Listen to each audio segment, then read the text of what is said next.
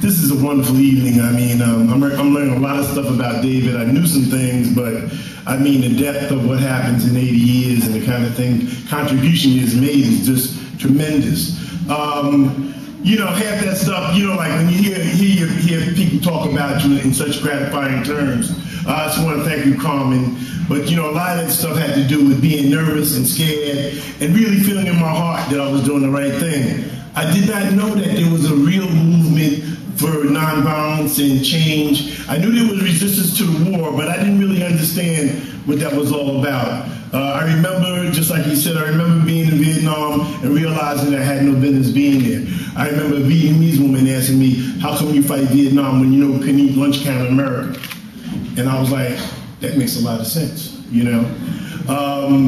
But anyway, how do I get here? Because you know, for me, it's always amazing to come into a room full of people that have been active most of their lives, that sort of weaned on, you know, trying to make this country a better place and really put their lives, their careers, and everything on the line to make sure that it happened.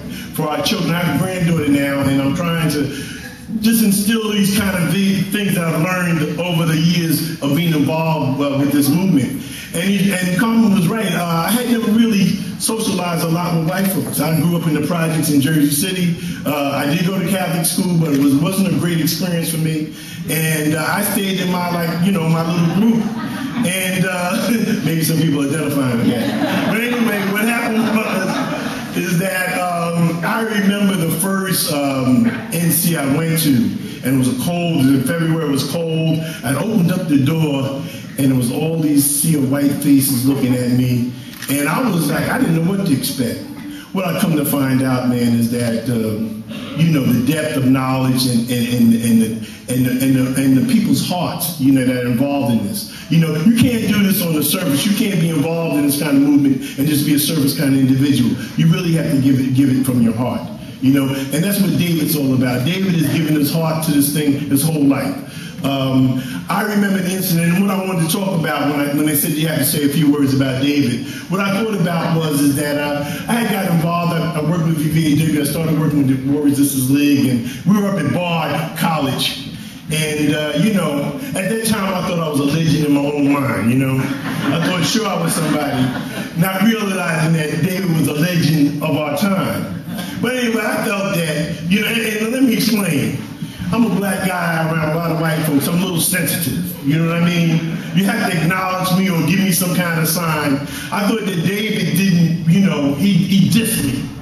See, David McReynolds dissed me, you know. And see, my mind is, this is how I think. If I see you walking down the street and I say something to you and you don't speak to me, I say, take a couple of breaths, who the hell do they think they are? They ain't nobody. And, you know, I'll carry it on and build it up, build it up, build it up. Anyway, I was just a little bit perturbed because I don't know, David maybe he was thinking about something or whatever it was, and I thought he didn't give me the acknowledgement. I thought, like, I should get some acknowledgement, you know? Anyway, what happened is that I think he got back to David, and I guess he thought about it. And I don't think, you know, he really, but let me tell you what happened. And this is what we're talking about, somebody that's really, really amazing and that really, you know, steps beyond just trying to, you know, say, well, I apologize for it. David called me up. He said, I'm coming over to Newark. I said, what? He said, I'm coming over to Newark.